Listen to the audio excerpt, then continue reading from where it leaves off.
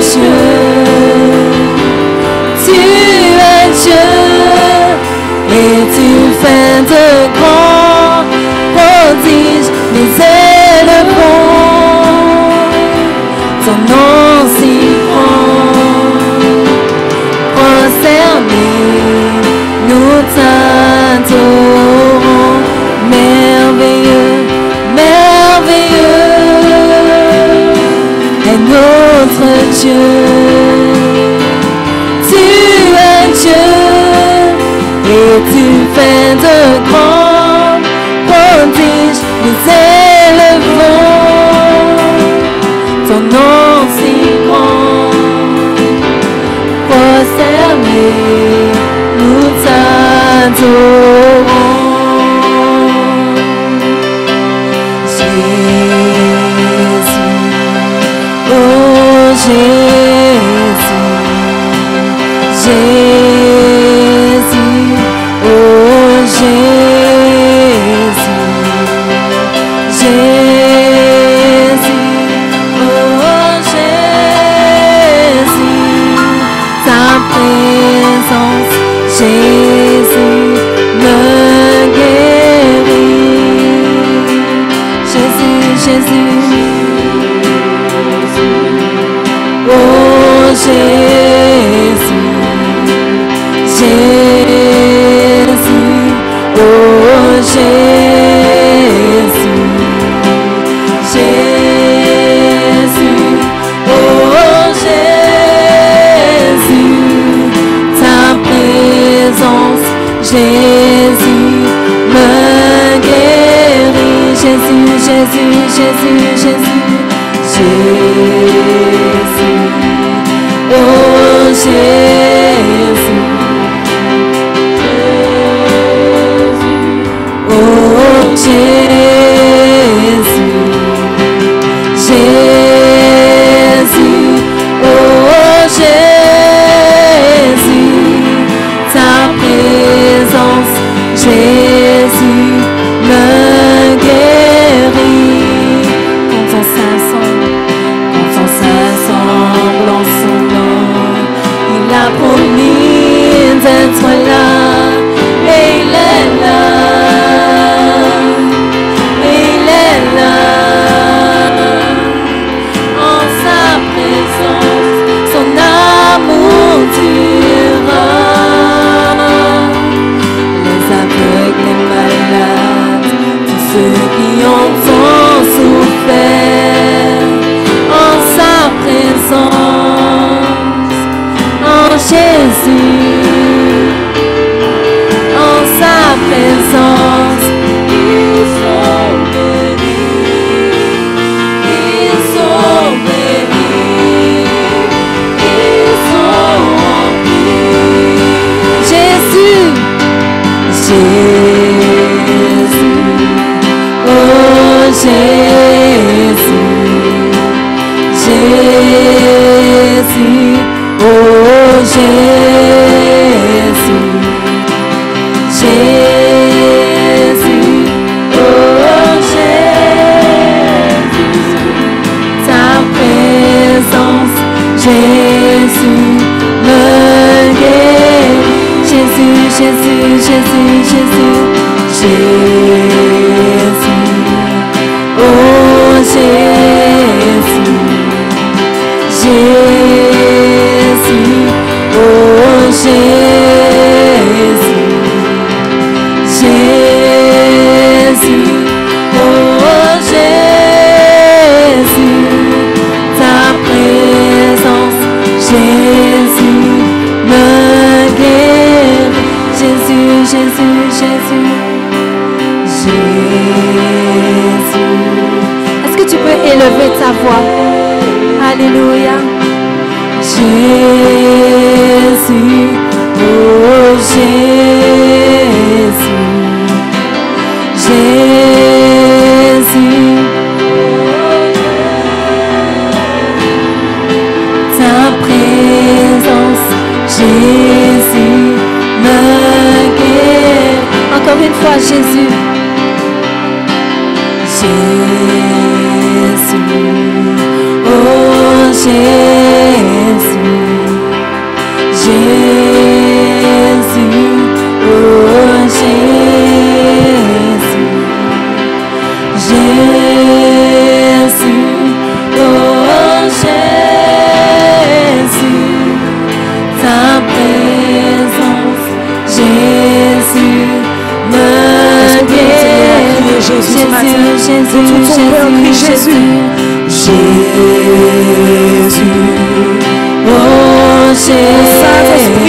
Intensifie ta présence ce matin. Intensifie ta présence en ce lieu. Nous voulons vraiment expérimenter encore, Seigneur, ta gloire au Lamentin. Nous ne venons pas, Seigneur, en ce lieu simplement pour assister à un culte, mais pour t'offrir, Seigneur, nos vies en sacrifice. Seigneur, manifeste ta gloire ce matin. Est-ce qu'on peut prier Jésus de tout notre cœur? Prions Jésus, Jésus. Jésus. Alléluia. Oh Jésus. Élève ta voix, crie Jésus. Jésus. Nous avons besoin de toi, Jésus. Oh oui, Jésus, Jésus. Jésus. Oh Jésus. Ta présence. Ta présence, Jésus. Est-ce qu'on peut le dire avec nos voix de tout notre cœur? Crions Jésus. Jésus. Alléluia. Oh Jésus. Saint-Esprit, je te bénis pour le Lamentin. Je te bénis pour chaque bien-aimé en ce lieu. Je te bénis pour nos vies, Seigneur. Je crois, Seigneur, que ce que tu désires, c'est des cœurs qui crient à toi, Seigneur. Malgré, Seigneur, les tempêtes, malgré, Seigneur, mon Dieu, les choses que nous pouvons traverser.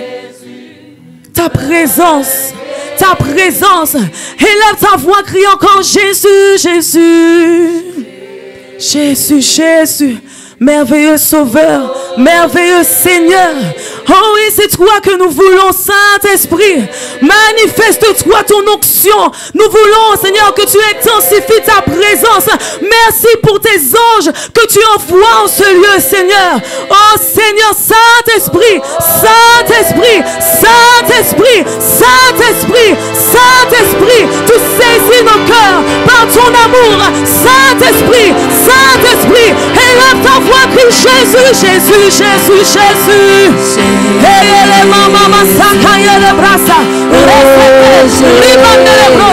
Nous sommes là pour toi, Jésus. Jésus, Jésus, Jésus. Oh Jésus. Merci, Saint-Esprit. Jésus. Oh Jésus. Ta présence. Ta présence, Jésus me guérit. Ta présence. Ta présence, Jésus me guérit. Oui, ta présence. Ta présence, Jésus me guérit. Dis-le encore, ta présence. Ta présence, Jésus me guérit. Est-ce qu'on peut acclamer Jésus ce matin? Alléluia, alléluia, alléluia. Est-ce qu'on peut dire gloire à Jésus? Gloire à Jésus. Gloire à Jésus. Seigneur, là où toi sont assemblés en ton nom, tu es là. Alors merci de nous honorer, Seigneur, par ta présence. Merci de nous honorer par ton esprit. Est-ce qu'on peut encore acclamer ce Dieu merveilleux que nous avons? Merci Jésus. Merci Jésus. Merci Jésus. Alléluia. Merci Seigneur. Je dis bonjour à chacun de vous. Vous allez bien? Amen. Amen. Merci au groupe de louanges. Vraiment que le Seigneur soit béni ce matin. Amen. Je veux vraiment aussi bénir mes pasteurs, mes parents spirituels qui m'ont demandé d'apporter le message ce matin. C'est vrai que ce n'est pas chose aisée, hein? Voilà, mais je crois que le Seigneur, s'il le permet, c'est qu'il sait ce qu'il fait. Amen. Ce matin, je me suis réveillée, j'avais mal à la gorge. Et en arrivant ici, je faisais un peu de température, pardon. Et je me suis dit, waouh, Seigneur, j'espère que ça va vite se calmer parce que je me sentais vraiment pas bien. Et par la grâce de Dieu, ça va mieux. Ça va mieux. Alors, je vais vraiment donner gloire à Dieu parce que je me sens mieux. Amen. Et la présence de Dieu me guérit. Amen. Amen. Alors, nous allons parler ce matin de l'attitude, du fonctionnement de David face à Saül, malgré le fait que David avait déjà été élevé. Nous allons voir comment il s'est comporté face à ce roi, Saül, qui avait un cœur particulier. Amen. Regarde ton voisin et dis-lui, toute écriture est inspirée de Dieu pour enseigner. Amen. Alors je crois que ce soit, amen, toute écriture est inspirée de Dieu et utile pour enseigner, pour convaincre, pour corriger, pour instruire dans la justice, afin que l'homme de Dieu soit accompli et propre à toute bonne œuvre. Alors que ce soit le Nouveau, l'Ancien Testament, tout a été écrit pour que nous puissions être enseignés, convaincus, corrigés et instruits. Amen. Alors même si on va dire que c'est l'Ancien, parce que je sais qu'il y en a qui... ça ne nous concerne pas ou ça ne nous concerne plus, mais j'aimerais dire que si c'est dans la Bible, c'est pour nous enseigner, c'est pour nous instruire. Et les histoires qui sont dans la Bible, en tout cas, sont là pour un but bien précis. Ce n'est pas que de l'histoire, c'est fait pour nous enseigner. Amen. Alors nous allons prendre comme verset de référence 1 Samuel 18, versets 17 à 30. Donc je t'invite à prendre soit ta Bible papier ou encore ton téléphone et nous allons lire ensemble 1 Samuel 18, versets 17 à 30. Alors Saül dit à David, « Voici, je te donnerai pour femme ma fille aînée, Mérab. Sers-moi seulement avec vaillance et soutiens les guerres de l'Éternel. » Or, Saül disait, « Je ne veux pas mettre ma main sur lui, mais que la main des Philistins soit sur lui. » David répondit à Saül, « Qui suis-je et qu'est-ce que ma vie? Qu'est-ce que la famille de mon père en Israël pour que je devienne le gendre du roi? » Lorsqu'arriva le temps où Mérab, fille de Saül, devait être donnée à David, elle fut donnée pour femme à Adriel de Méola. Michal, fille de Saül, aima David. On en informa Saül et la chose lui convint. Il se disait, je lui donnerai afin des Philistins. Et Saül dit à David pour la seconde fois, tu vas aujourd'hui devenir mon gendre. Saül donna cet ordre à ses serviteurs. Parlez en confidence à David et dites-lui, voici, le roi est bien disposé pour toi, et tous ses serviteurs t'aiment. Sois maintenant le gendre du roi. Les serviteurs de Saül répétèrent ces paroles aux oreilles de David, et David répondit, croyez-vous qu'il soit facile de devenir le gendre du roi? Moi, je suis un homme pauvre et de peu d'importance. Les serviteurs de Saül lui rapportèrent ce qu'avait répondu David. Saül dit, le roi ne demande point de dot, mais il désire 100 prépuces de Philistins pour être vengé de ses ennemis. Saül avait dessein de faire tomber David entre les mains des Philistins.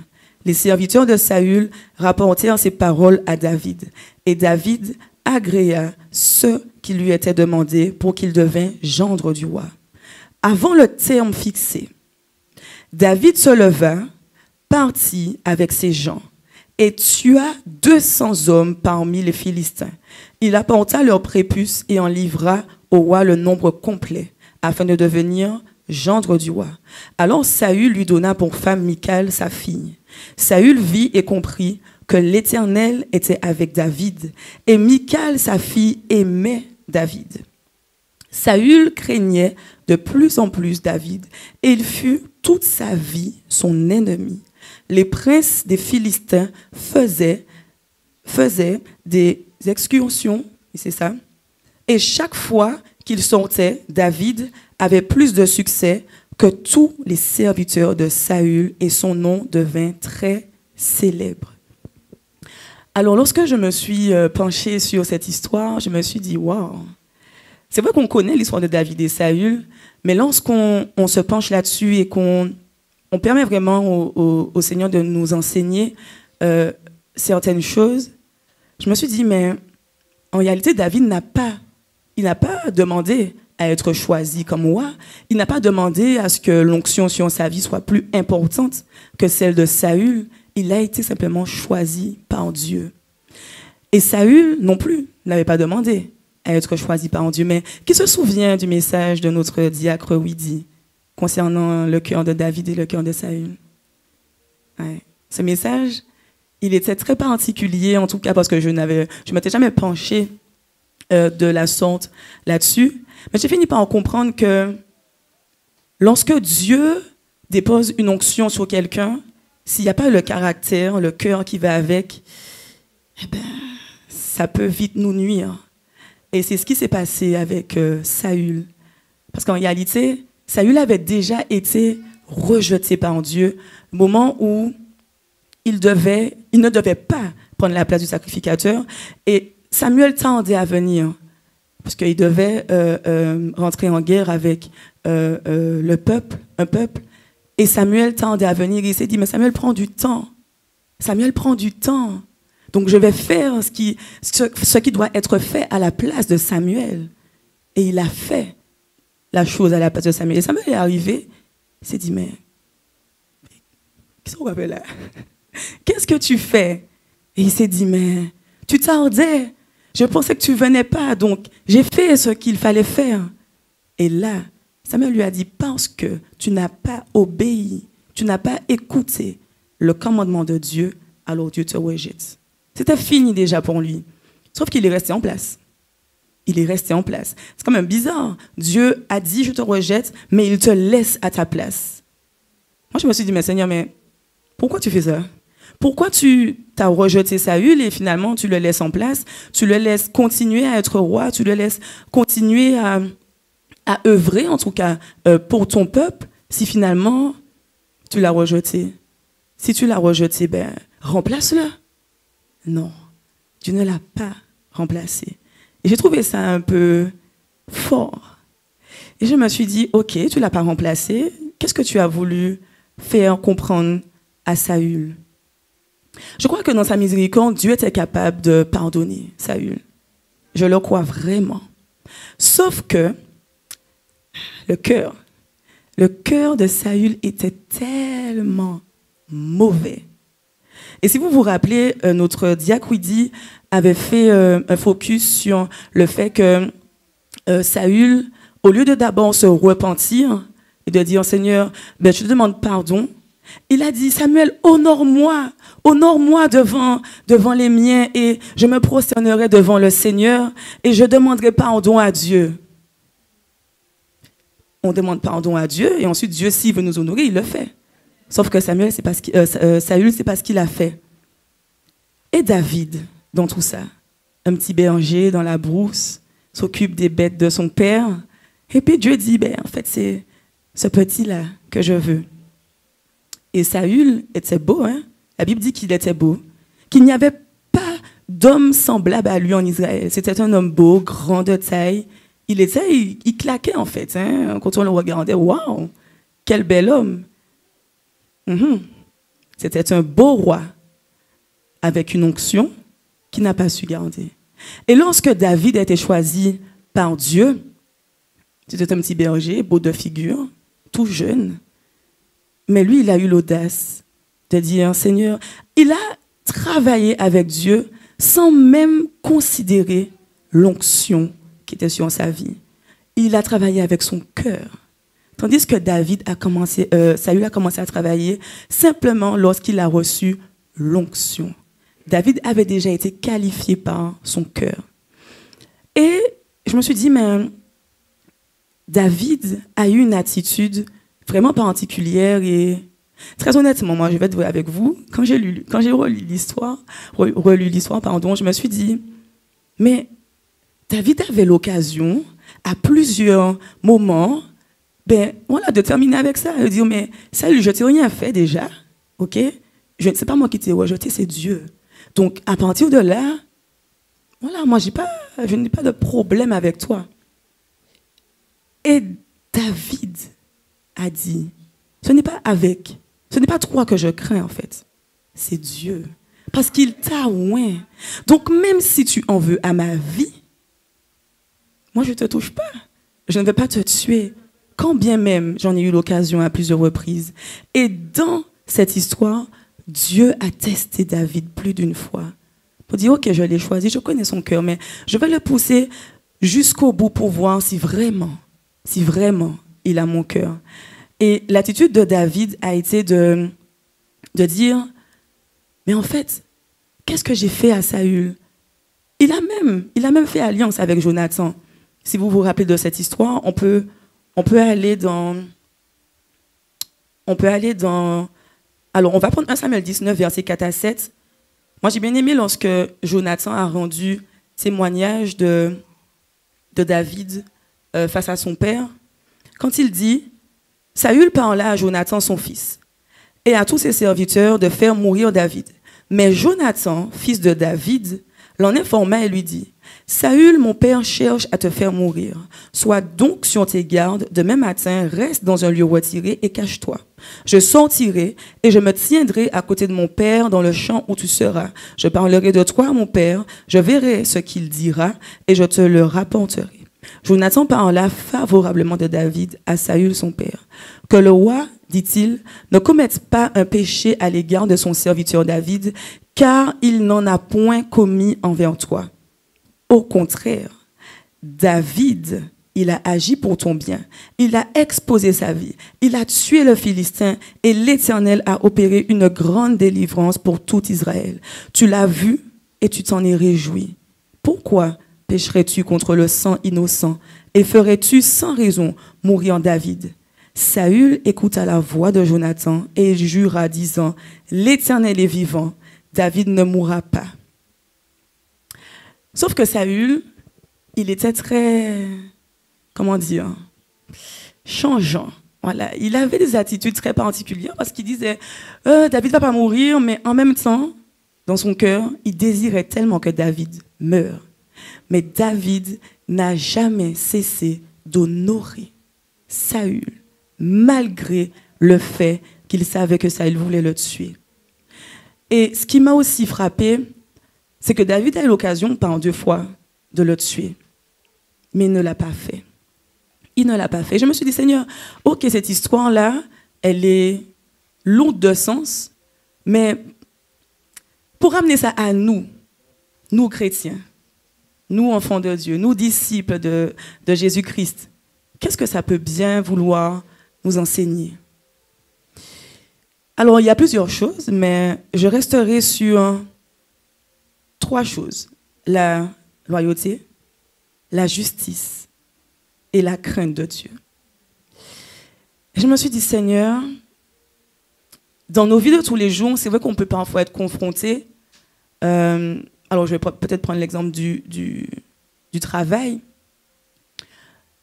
Tu es peut-être dans un endroit où tu es arrivé, il y avait déjà les choses en place.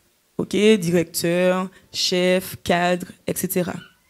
Mais il s'avère que tu es peut-être plus compétent. Voilà, tu n'as pas choisi d'être plus compétent, mais tu l'es. Tu l'es. Tu as vraiment une grâce dans ce que tu fais et tout ce que tu fais te réussit. Est-ce pour autant que, parce que tu réussis et que tu vois que tu surpasses les autres, qu'il faut montrer que tu surpasses les autres par ton attitude? Non. C'est pareil dans l'Église. C'est la même chose. Imaginons que tu as un frère à côté de toi qui est dans une fonction et toi, tu n'as pas été loin pour quelque chose. Mais tu as le cœur pour ça. Et tu constates que la personne qui est en place, peut-être, tu te dis, j'aurais peut-être fait mieux, etc. J'aurais fait mieux, ou j'aurais prêché autrement, ou... c'est pas très correct ce qui est dit. C'est pas ça. Cette personne ne passe pas assez de temps dans sa Bible. Hein? Ou elle n'a pas la révélation. Il n'a pas la révélation. Ça existe. Hein? Ça existe. Mais à ce moment, sommes-nous des Saül ou des David dans nos cœurs? Si on agit de la sorte, on se rend nous-mêmes coupables devant Dieu. On se rend coupable. Parce que quand bien même on a des compétences, on a des qualités, ou peut-être qu'on a une autre manière de comprendre la parole de Dieu, un autre niveau de révélation, gloire à Dieu. Gloire à Dieu. Mais de là à vouloir peut-être chercher subtilement à prendre la place. Voilà. David n'a pas cherché à prendre la place. Tellement que David, lorsque Saül est mort, non, attendez, on va prendre ça ensemble. Lorsque Saül est mort, alors, c'est dans... que je ne me trompe pas...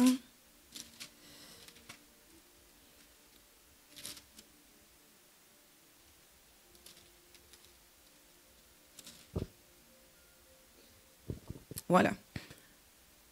Dans 2 Samuel, pardon, 2, verset 23. Alors, je ne vais pas lire toute la complainte de David, mais on va rester sur le verset 23 qui dit « Saül et Jonathan, aimables et chéris pendant leur vie. » Je me suis dit, hein? Jonathan, d'accord, mais Saül quand même. Je me suis dit, Saül aimable, Saül chéri. Je me suis dit, est-ce que c'est vrai? Mais en fait, c'était le cœur de David. Parce qu'il aimait Saül. Il aimait son roi. Soyez honnêtes, à la place de David, vous aurez dit ça? Quelqu'un qui a cherché à vous faire du mal, à vous tuer, à voir votre sang couler. Est-ce que vous aurez dit, oui, Saül, voilà. Non, on aurait dit, oh Seigneur, tu m'as délivré de mon ennemi. C'est ce qu'on aurait dit. Seigneur, tu m'as délivré de mes ennemis. On aurait eu ce cœur-là. C'est la justice de Dieu. Exactement. Dieu m'a rendu justice. Sauf que ce n'était pas le cœur de David. Et c'est pour ça d'ailleurs que Jésus plutôt, a été appelé rejeton de David. Parce que David était comme la préfiguration de Jésus. Et même dans cette histoire, alors que David était fort. Saül avait 3000 hommes avec lui et David n'avait que 600.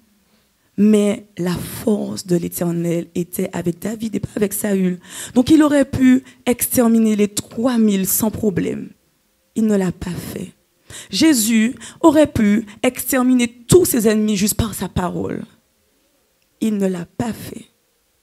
Parce qu'il a cherché la juste justice de Dieu. Et parfois nous, lorsqu'on est en face de personnes qui nous en veulent, qui en veulent à notre vie, on dit à Seigneur, tu ne laisseras pas mon ennemi. Voilà. On est déjà dans... Alors que si on manifeste un amour comme le cœur de David, comme celui de Jésus, alors à un moment donné, Dieu se chargera de lui-même, au moment fixé par Dieu, de terrasser nos ennemis. Et la mort de Saül a été vraiment sale, misérable. Parce qu'il a demandé à un Amalécite, ah non, viens, tue-moi. Je ne vais pas accepter que les Philistins me tuent. Tue-moi. Tue-moi et voilà. Et vous savez qu'est-ce que David a fait? Là encore, l'attitude de David en face de cette situation. Il aurait pu dire, ah Seigneur, ce n'est pas moi qui l'ai tué, il est mort. Lorsque l'Amalécite est venu voir David pour lui dire que Saül m'a demandé de le tuer, parce que imaginez, c'est un roi Saül. Si l'Amalécite n'avait pas tué s'il n'avait pas tué Saül, peut-être que Saül l'aurait tué. Il aurait choisi quelqu'un d'autre pour le tuer. Mais l'Amalekite, il a tué Saül. Et puis, il vient, il dit, oui, David, il s'est passé ça, voilà, il y a eu tel problème et j'ai dû tuer le roi à sa demande. David s'est dit, pardon, tu as tué le roi, loin de l'Éternel, mais tu es fou, mon gars. Il s'est dit, ah bon, il avait manqué de tuer. Et il a tué. C'est une histoire complètement folle, parce qu'on se dit, mais comment David peut finalement défendre son ennemi? Et ce n'est pas Saül qui le défendait, c'était l'onction de Dieu qui était sur cet homme, qui l'a défendu. Parce qu'il a été lui-même oint par Dieu. Donc il s'est dit, Seigneur, si l'onction que j'ai reçue de toi, je ne la considère pas sur la personne qui est en face de moi, quand bien même son cœur est mauvais envers moi, demain, tu ne considéreras pas en fait cette l'onction que tu m'as donnée, parce que je n'ai pas eu le caractère et l'attitude en face de quelqu'un qui est oint par toi. Il n'a jamais manqué de respect à Saül. Jamais. Jamais. Il a eu même peur de Saül. Parce que Saül était encore roi. Je ne sais pas si vous, ça vous choque ou pas, mais moi, quand j'ai relu ça avec un autre regard, je me suis dit, mais Seigneur, c'est très fort ce qui s'est passé. Pour moi, c'est impensable, en fait, d'agir comme ça. Ça, c'est lorsqu'on reste focalisé sur l'homme, l'humain. Mais lorsqu'on considère ce que Dieu fait avec quelqu'un, imaginons, ma sœur Ida, ok? Le Seigneur te donne une onction particulière, ok? Tu as été oint pour quelque chose de très, très fort. Voilà, peut-être dans l'intercession. Et moi aussi, j'ai été oint dans l'intercession. Sauf que je constate que tu as plus de succès dans la prière que moi.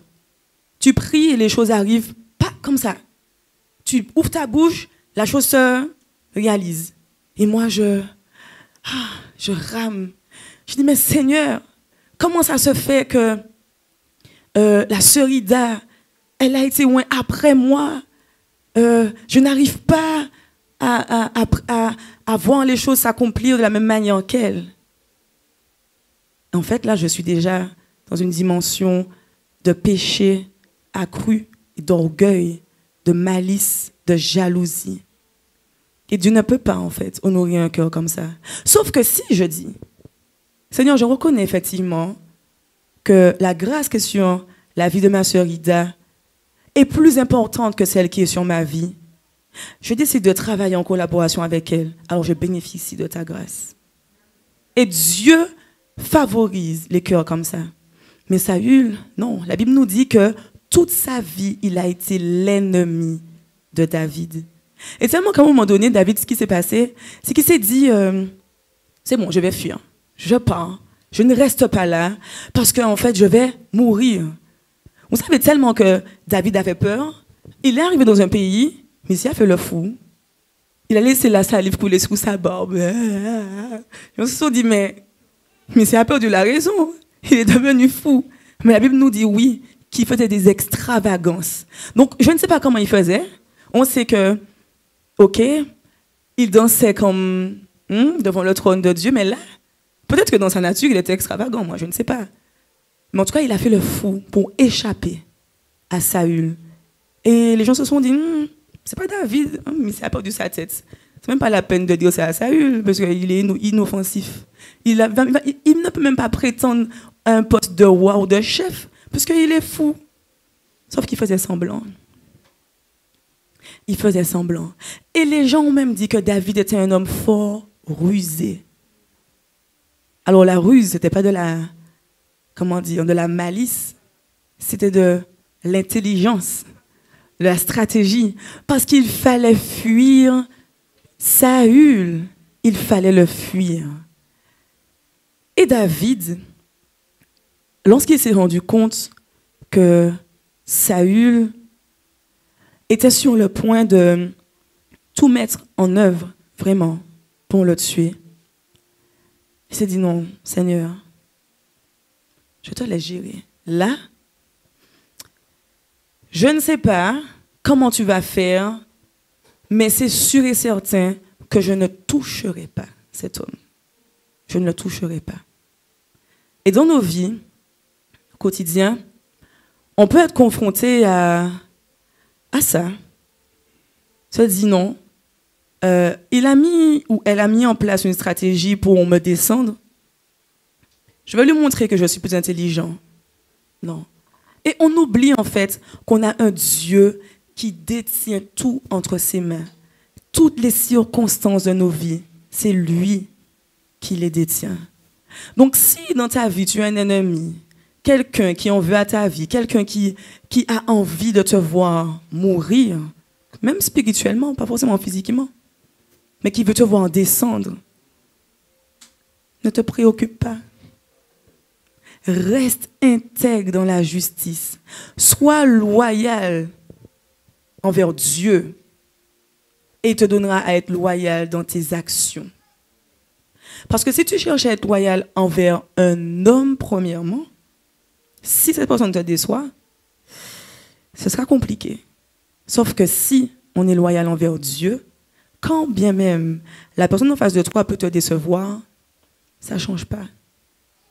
Ça ne change pas. Alors, est-ce que tu peux faire une petite analyse ce matin, te demander, est-ce que j'ai un ennemi?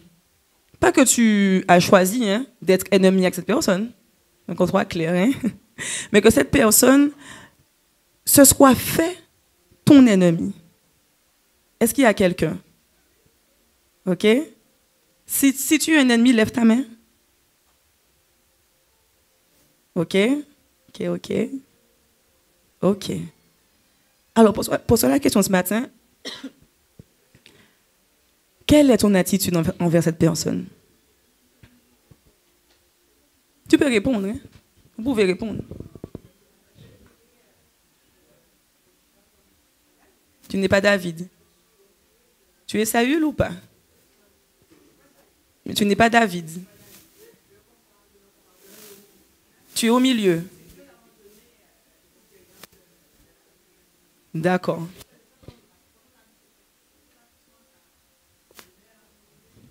OK.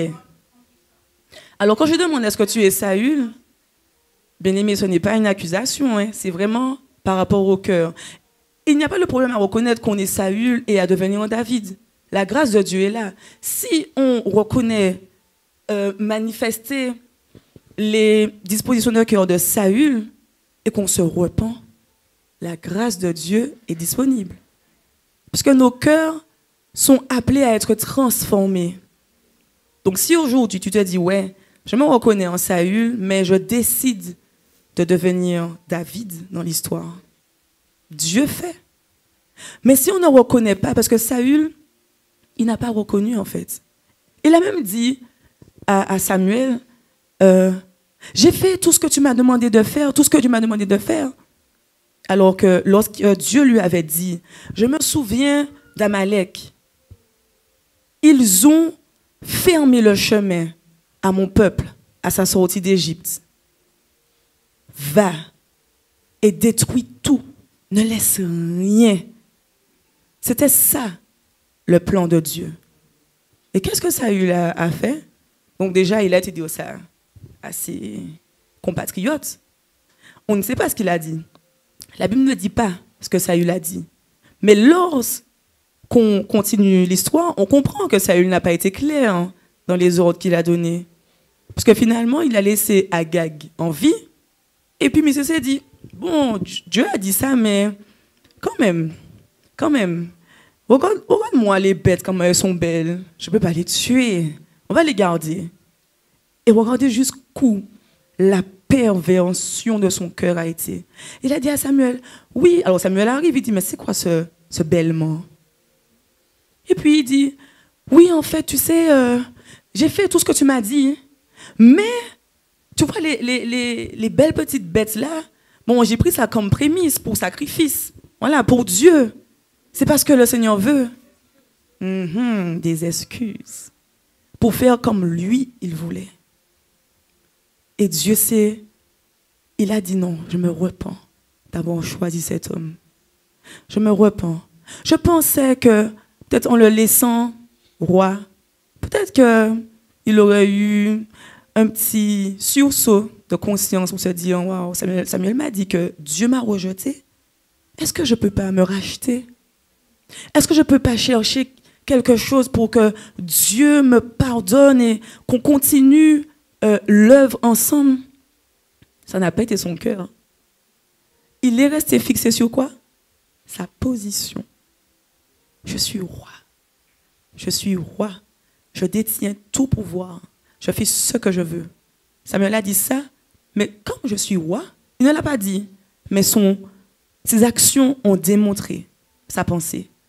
Je suis roi, tu m'as dit de faire ça, ok, j'obéis à 70%, et puis les 30%, je suis libre. C'est pas pour la liberté que Christ nous a affranchis. Bon, quand Dieu dit quelque chose, mon Seigneur, tu sais, ouais, ok, je vais faire ça, mais tu vois, la dernière chose que tu m'as dit là, je pense que c'est peut-être mieux de faire autrement. Ouais, je crois que, en plus, il me semble que ton esprit me fait sentir que c'est plutôt comme ça. Donc, j'avais peut-être mal compris ce que tu m'avais dit au début. Donc, on va corriger ça ensemble, Seigneur, et puis ça va le faire. On n'est pas parfois comme ça. C'est vrai. On n'est pas parfois comme ça. Et c'est ça aussi le cœur de Saül. C'est ne pas obéir entièrement à Dieu. Obéir partiellement. Quand Dieu dit de faire, il faut obéir. C'est moi que Samuel lui a dit, mais Saül, l'obéissance vaut mieux que les sacrifices. Parce qu'il voulait offrir à Dieu les sacrifices de bêtes là, qu'il n'a pas tués finalement. Et Samuel lui a dit, mais mon gars, tu n'as rien compris en fait. Obéir à Dieu vaut mieux que tout. Vaut mieux que tu obéisses.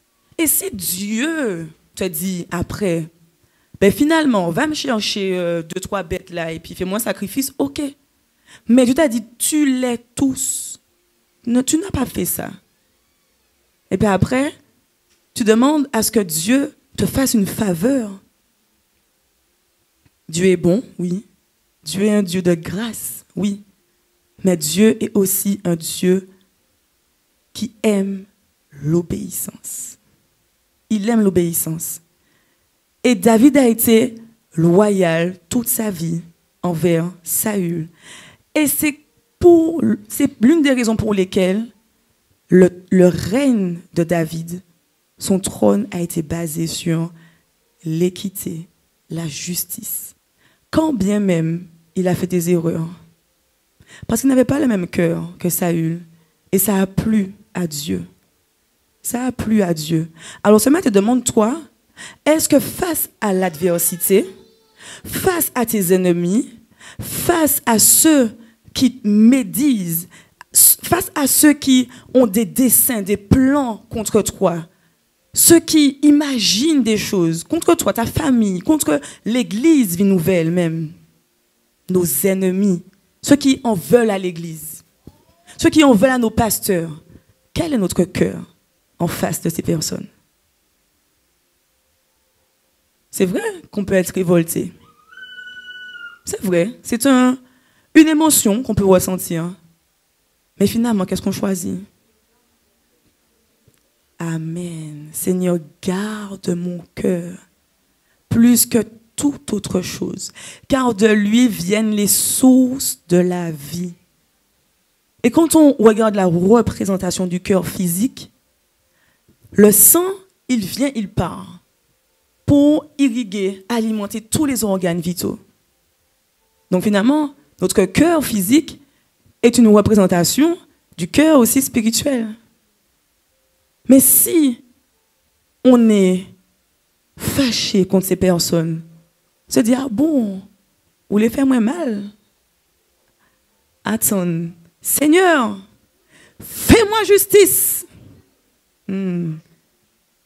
Seigneur, je ne peux pas concevoir que cette personne à qui j'ai fait du bien, à qui je suis resté loyal, cette personne que j'ai aidée, cette personne vraiment que j'ai aimée, me fasse ça. Je n'accepte pas ça. Et des fois, on est comme ça. Je ne suis pas mieux que vous, hein.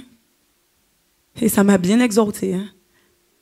Je me suis dit, wow, David, tu es un homme incroyable. Un homme incroyable. Et pour finir, je ne serai pas plus longue, j'aimerais qu'on puisse prendre... Alors, est-ce que c'est 1 Samuel 22?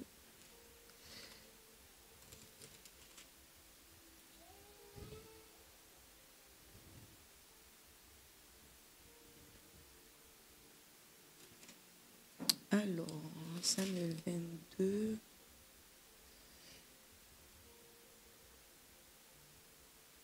Alors, donnez-moi 2 minutes. Tu peux réfléchir en même temps hein, à comment tu seras dorénavant face à tes ennemis.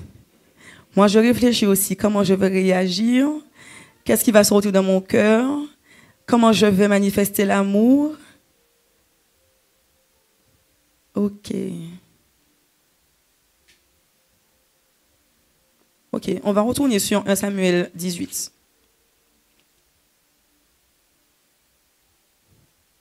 Ok, alors, j'aimerais qu'on puisse finir avec ça, le complot. On va finir avec ça et on va ensuite prier pour que le Seigneur nous aide à faire face à nos ennemis de la bonne manière. Parce que parfois, ce qu'on fait, c'est qu'on prend les versets de la Bible qui nous arrangent, soyons vrais, hein, qui nous arrangent pour abattre nos ennemis dans la prière. Des fois, on fait ça. Hein? Ouais. Ok, alors, 1 Samuel 18, regardez ce que Saül a fait. Il a dit en fait, je ne peux pas le tuer, ok? Mes mains, je ne peux pas le tuer de mes mains, parce que les gens ne vont pas comprendre. Le gars que j'ai élevé au rang de chef de mes gars, comment je vais le tuer? C'est pas possible. Le peuple va trouver ça étrange. Donc il s'est dit, je vais le piéger. Je vais lui donner ma fille pour femme. Et puis quand il va dormir, je vais envoyer des hommes le chercher, le faire amener, et puis je vais le tuer à ce moment. Et David, il avait quand même une femme remarquable, hein? Michal. Elle s'est dit, hey, mon père veut te tuer, donc chaper, pas rester là parce que vous êtes mort. Et finalement, il est parti. Et qu'est-ce qu'elle a fait? Elle a pris une petite statue là, elle l'a couvert, et puis elle s'est dit, si les gars viennent, je vais leur dire, il est malade. Il est malade, il ne faut pas le prendre. Il est occupé, voilà. Enfin, elle a essayé de trouver quelque chose. Sauf que Saül s'est dit, c'est pas mon problème, malade ou pas. Prenez-le, ramenez-le, il faut que je le tue, il faut que j'en finisse avec lui. Si Dieu ne veut pas de moi, Dieu, je ne permettrai pas à Dieu de choisir David à ma place. Donc en fait, il s'est fait ennemi de Dieu.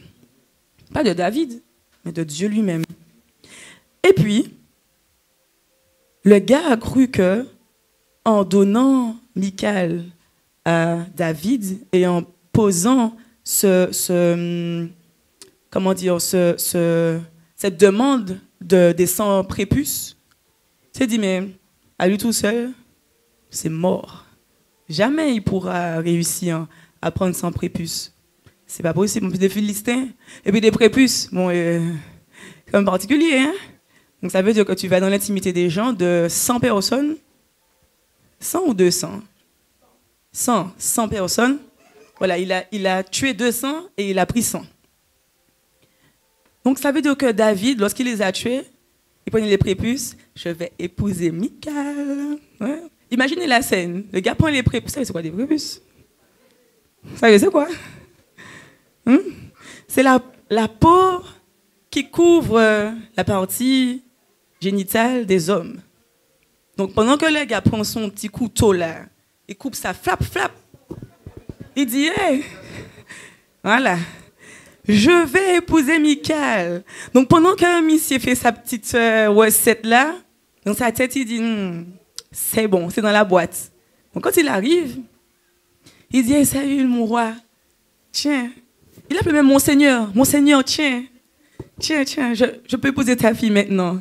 C'est OK. Et là, il a dû se dire, mais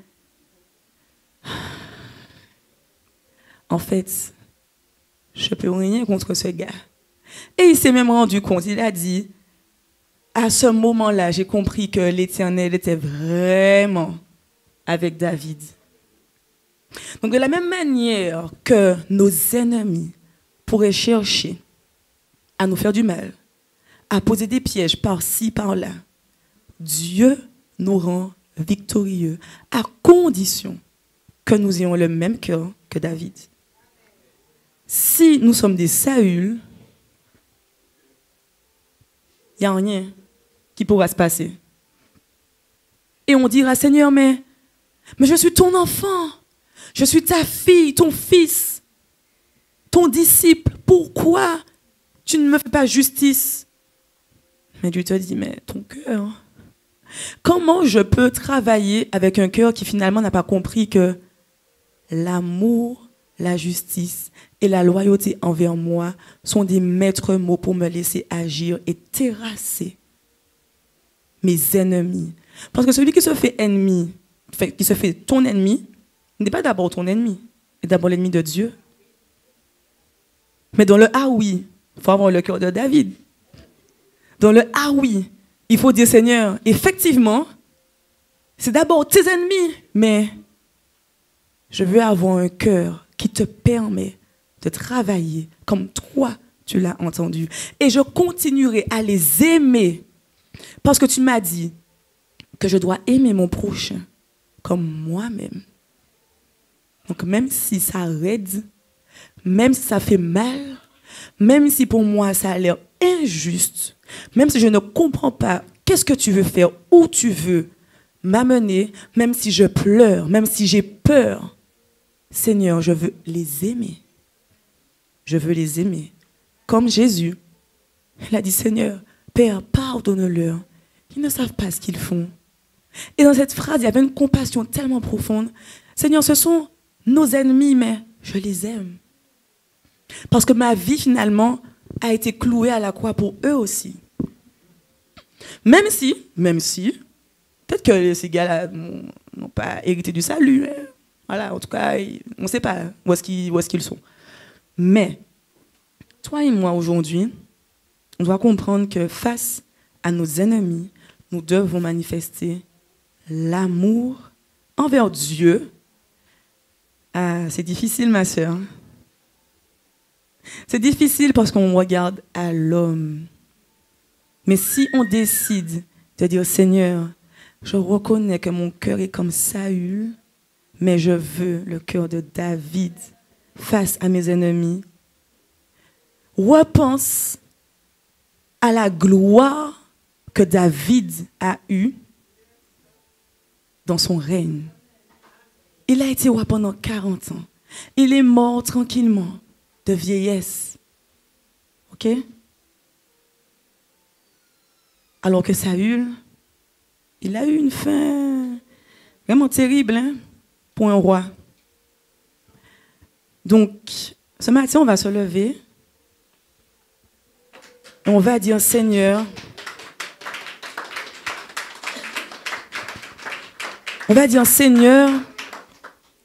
je reconnais que parfois, j'ai eu le cœur de Saül. J'ai eu la mentalité de Saül, les pensées de Saül. Mais je désire avoir l'attitude de cœur de David. Je n'ai peut-être pas compris la dimension de l'amour. Alors révèle-moi ton amour. Révèle-moi comment aimer. Révèle-moi l'œuvre de la croix pour que je puisse aimer mes ennemis. comme toi tu veux. Aide-moi à être loyal dans tout ce que tu me donnes à faire envers toi, puis envers les hommes. Aide-moi à comprendre quelle est la justice divine, pas celle que je pense connaître. Aide-moi, Seigneur, à aimer tout homme sur cette terre, même ceux qui en veulent à ma vie. Élève ta voix, ferme tes yeux et prie et demande à Dieu de t'aider. Et il le fera.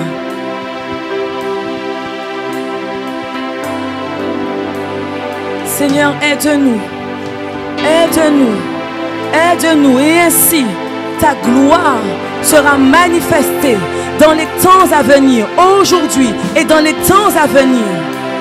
Je prie vraiment, Seigneur, que tous les ennemis de vie nouvelle, Seigneur, soient dans nos cœurs, que nous puissions les aimer comme toi tu veux qu'on les aime, Seigneur. Non pas comme nous pensons aimer.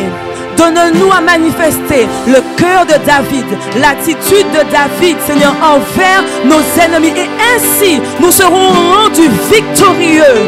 Seigneur, non pas par notre propre force, non pas, Seigneur, dans ce que nous pensons de nous-mêmes, mais dans ta justice, celle qui vient de toi. Ceux qui en veulent à nos familles, ceux qui en veulent à nos vies, Seigneur. Nous voulons les aimer parce que la victoire se trouve dans l'amour, dans la justice et dans la loyauté envers toi, Seigneur. Nous ne voulons pas faire partie de ceux qui ne considèrent pas, Seigneur, ta parole. Mais nous voulons nous repentir pour que ta gloire soit entièrement manifestée, comme tu l'as fait dans la vie de David, Seigneur. Nous renonçons, Seigneur, à la vengeance. Nous renonçons à la vengeance.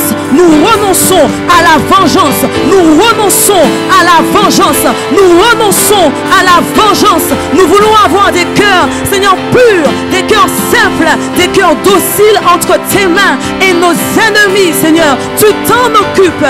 Tu t'en occupes. Nous ne voulons pas penser que des choses mauvaises leur arrivera, Seigneur. Non, nous voulons déclarer simplement que nos cœurs, Seigneur, sont semblables à ceux de Jésus-Christ, à celui de Jésus-Christ, à celui de Jésus-Christ. Alléluia. Merci Jésus.